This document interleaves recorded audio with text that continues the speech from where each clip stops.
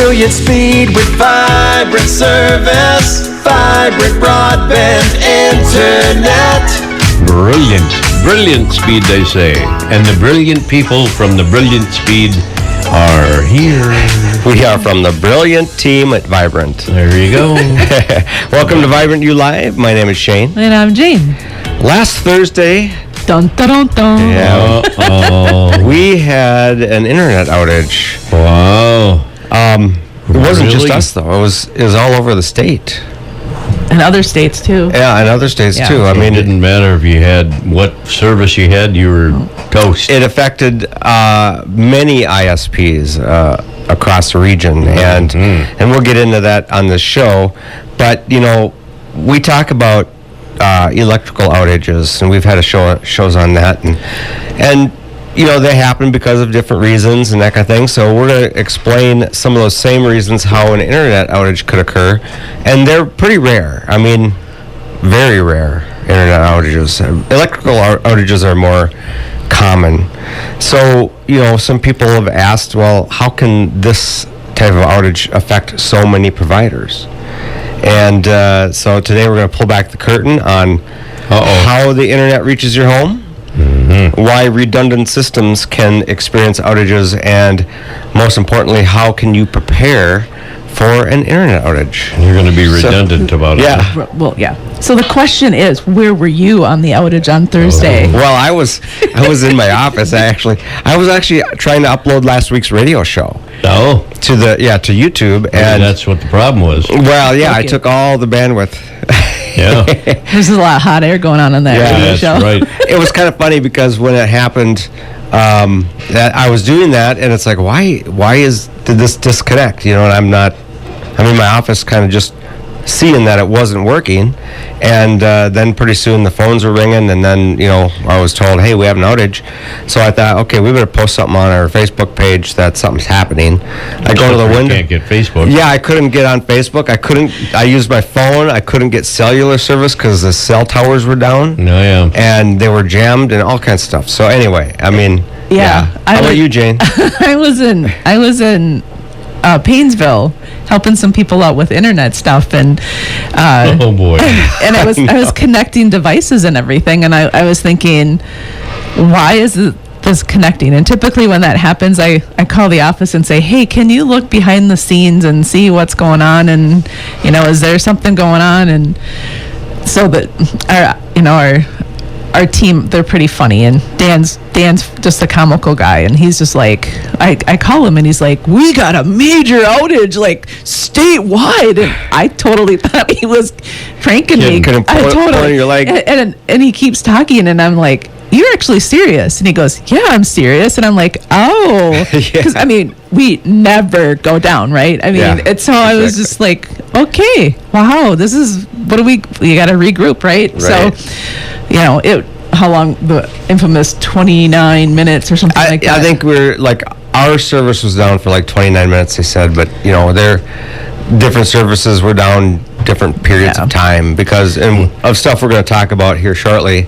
But yeah, I mean, it even shut down the airport, Minneapolis airport. I mean, Yeah, it was huge. yeah. It was. Way huge. I know it was big. Yeah, so while I was in Painesville, lots of people calling my personal phone. What's going on? I'm like, yep, we're down. Yep, we're down. And Yeah. I was just like, wow, this is just shocking. So Right. anyway, you talked about the curtain. So, we're going to kind of take you from start to finish. So we're a little town in Litchfield, and you're sitting on your phone or your laptop in the, at your house. And so imagine it, think of the internet as like you're driving from Litchfield to the cities and Litchfield to Texas, right? So you get in your car, you back out of your driveway, you go down your little street with no stop signs or stop lights. Big street. Okay, big street. 2 cars can go down that street. And then you get on Highway 12, right? There's some stop signs and stop lights, and can't forget about the The roundabouts. Yeah. And then all of a sudden you're on 394, it's getting a little busier, and then you go into 35W, and then it's wide open, right? So that's kind of how the internet functions, right? So, when you're at your house, you're trying to turn on your computer or your laptop or something like that, and you're relying on the connectivity of your local internet provider, right? Mm-hmm. And then you're going to the cities, or you're going to Litchfield, from Litchfield to the cities, and that internet provider needs help from a bigger internet provider, right? So then you get into the state of a different Texas, and that's like the grand poobah of all of the internet providers. So that's kind of how internet functions, and little by little, that's how we kind of break down the internet. Right. ISPs. There's a little bit more to it that Shane's probably going to go into here, but that's the gist of it. Right. So you got the major hubs, and then you got smaller hubs, and then you got your local providers, which like Vibrant is. So like when you're looking around your neighborhood, you see those orange cones or the green boxes. Those are like your cabinets for the internet, and then you can kind of look down. You might see some towers in the cities. Those are different things in the internet. So there's different kind of devices or different things, equipment that you use for internet as well. They get bigger at the further down, up the pipeline you go, so to speak, right? So what would cause a disruption like that? Much like electricity outages, storms can cause those. Animals, tree limbs falling on wires, or blown transformers or whatever. An internet outage can be similar. So a storm could take out a big tower or some kind of a cabinet or something, and a vehicle accident, maybe run into a network cabinet, can cause an outage. Construction related, like fiber lines getting cut, animals. Things like that. Yeah, animals can chipmunks chew through things. So are you going to answer the question? Yeah, we're getting there.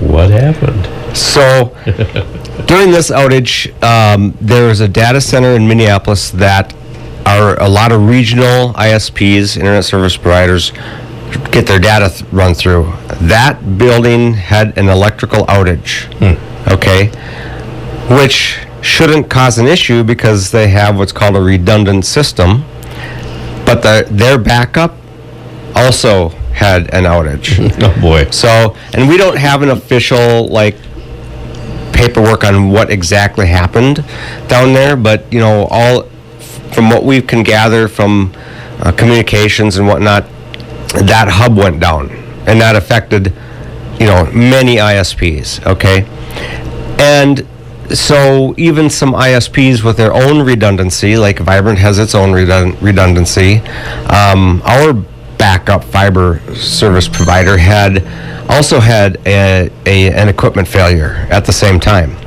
It was just like you winning the Powerball. It was just everything happened the at odds. once. So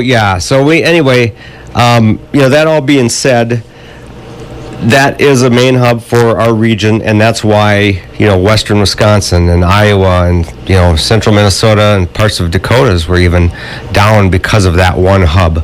There are regional hubs, like there's one in Omaha, or there's one in Minneapolis, or those kinds of things.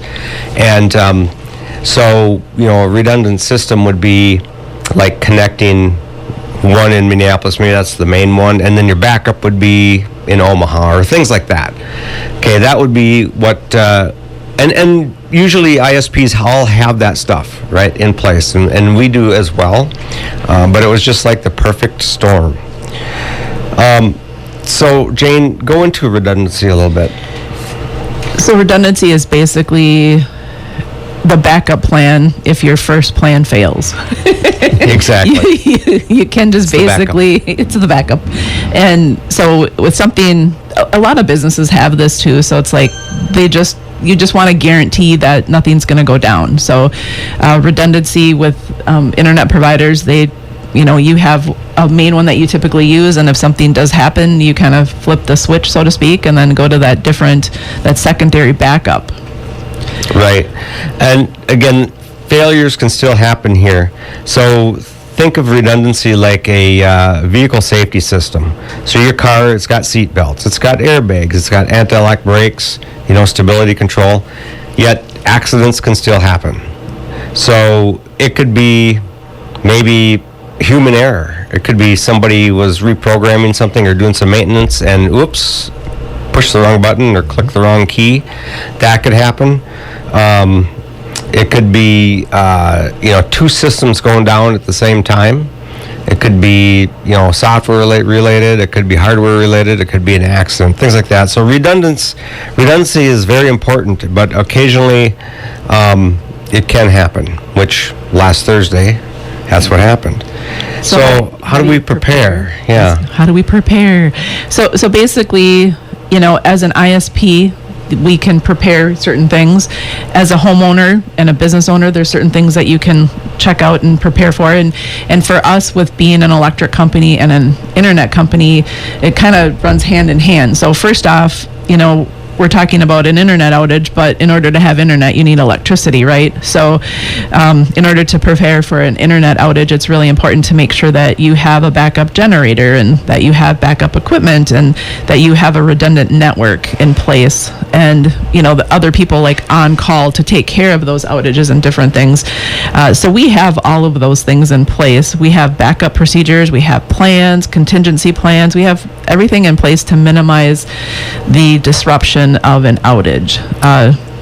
So as an ISP, that's awesome. So you as a business, what would you do to prepare? Well, first of all, if you're a large business and your business depends on the internet, you should consider a secondary internet connection as a backup. It could be a cellular, or it could be like a secondary provider. I know there's businesses, large businesses that really subscribe to two different services because if one goes down, the second one, should hopefully work. Right. Now, in some cases where both ISPs went through the building in Minneapolis, both were down. So, again, That's just incredible. Exactly. Make sure you have battery backups to keep the internet running. So if your electricity goes down, a big business will have a generator. So, but if they don't, make sure they have battery backups on at least on your internet connection to make sure that your phones can go through. Phones nowadays run through the internet. Copper line phones are all but gone. They've gone by the wayside. So you either have VoIP, which is voice over internet protocol, and that's your home phone, or business phones are that way, or your cell phones. Right, those are the two ways of communication that we have nowadays. Well, if you have a VoIP system, you got to make sure you have a battery backup system so you can reach emergency services should you need them. 911 or whatever. Right. And in regard to homes, Yeah. it's important to, if you have medical needs or communication services, or you work remote, that kind of thing, it's important to discuss the backup options that you have for communications. And especially if you're having some medical situations, I'd say work with your medical provider to get some backup solutions. And like Shane said, to have a backup system in place as far as the battery backup goes, so that's in place. And then just make sure you're downloading important files, especially if not on your all the time, and save them all the time. You always want to get saved. Don't keep them on the cloud and as your only storage location. Make sure you keep a local copy. So, as a society, I think we might need to kind of consider our reliance on modern conveniences like electricity and the internet.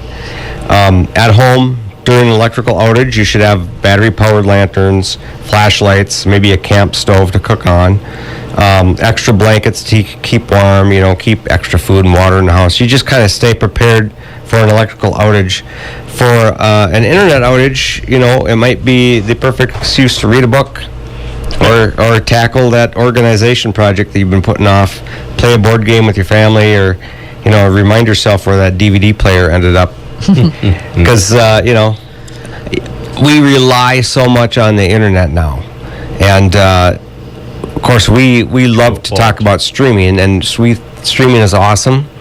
But your internet's down, you don't get to watch TV, so you might And want you're to. just going to be dreaming of streaming. Then you will be dreaming of streaming. Yes, for sure. That's a good one. And then at your business, have a plan or system in place. Use both cloud backups and local copies of critical information. Neither should be your only strategy, but put an employee communication protocol in place. So if something like this should happen, how do you communicate with each other?